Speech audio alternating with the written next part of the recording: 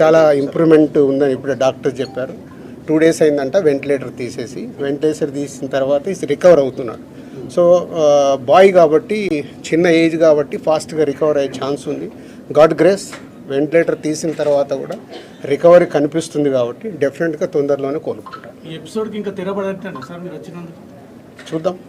అంటే ఎపిసోడ్ జరుగుతుంది, దేనికి ఎలా మలుపులు తిరుగుతుందో మన అందరికి తెలుసు. అన్ని 2 రకాలుగా ఇటు ఇండస్ట్రీలో జరుగుతుంది కానీ అటు గవర్నమెంట్ సైడ్ కానీ రెస్పాన్సిబిలిటీ తీసుకొని అన్ని తొందరలోనే సమసిపోయేలాగా రూట్ వేస్తుంది.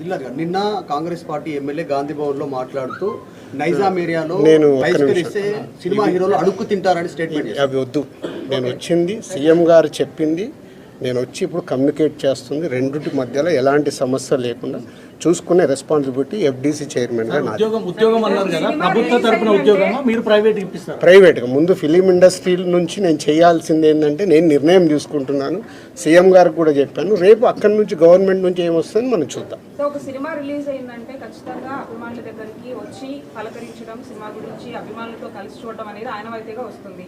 ఇప్పుడు అవన్నీ లేవని చెప్తూ ఉన్నారు. దీని గురించి మీ రియాక్షన్ ఏంటి? అట్ ది సేమ్ టైం కాదమ్మా, ఒక్క నిమిషం, ఇలాంటివి జరగడము దురదృష్టం. ఎన్నో సినిమాలు రిలీజ్ అవుతాయి, మరి ఎప్పుడు జరగవు కదా. అప్పుడప్పుడు ఎవరు కావాలని చెయ్యరు, సిచ్యువేషన్ వల్ల జరిగిన ఇన్సిడెంట్ ఇది. ఎవరైనా కావాలని చేస్తారా? ఇప్పుడు వాళ్ళు కూడా ఆనందంగా కుటుంబంతో అక్కడ చూద్దామని వచ్చారు. దిల్సుఖ్ నగర్ నుంచి సంధ్యా థియేటర్కి వచ్చారు అంటే వాళ్ళకు ఒక ఆనందం పొందటానికే వస్తారు. దురదృష్టం ఇలాంటి సంఘటన జరగడం. ఇలాంటి సంఘటన చెయ్యాలని ఎవరు చేయరు.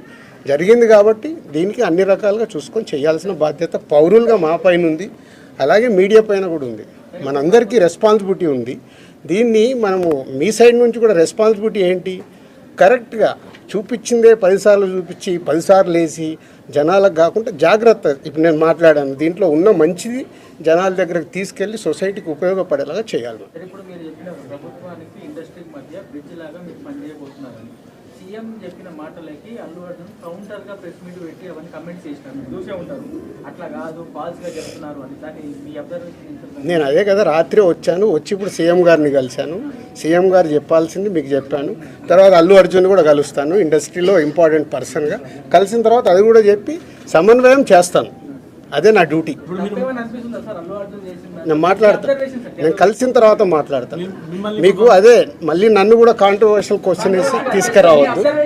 నేను ఇంకా కలవలేదు, కలిసిన తర్వాత మాట్లాడతాను. ఇప్పుడు సీఎం గారు పాయింట్ ఆఫ్ వ్యూలో మొత్తం విన్నాను, అన్నీ చెప్పాను. ఆయన పాయింట్ ఆఫ్ వ్యూలో విన్న తర్వాత నెక్స్ట్ ప్రెస్ మీట్లో మాట్లాడతాను. నాకు ముందు కావాల్సింది ఏంటంటే మనందరికీ కావాల్సింది ఏంటి, సీఎం గవర్నమెంట్దా లేక అల్లు అర్జున్దా కాదు, ఈయనకి ఏం సపోర్ట్ చేస్తున్నాం, ఈయన ఫ్యామిలీని ఎలా కాపాడుతున్నాం అనేది మన అందరి రెస్పాన్సిబిలిటీ. దాని మీద ఫోకస్ చేద్దాం.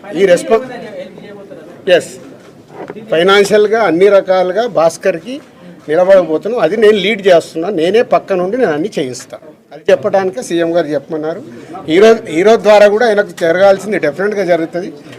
లాజికల్గా టెక్నికల్గా జరగాల్సిన అన్ని అయిపోయిన తర్వాత భాస్కర్కి అందరం పక్కన నిలబడి కాపాడుకునే బాధ్యత మాది. ఎందుకంటే ఇప్పుడు ఈరోజు బాబుకి అయ్యే ఎక్స్పెన్సెస్ కావచ్చు, పిల్లగాన్ని చదివియాలి, పాపం చదివియాలి, ఆయనకున్న చిన్న ఉద్యోగము, ఫ్యామిలీని కాపాడుకుంటే ఆయన చేయాల్సిన బాధ్యత ఉంది. కాబట్టి ఆయనకు అందరం మేము అండగా నిలబడి చేస్తాం.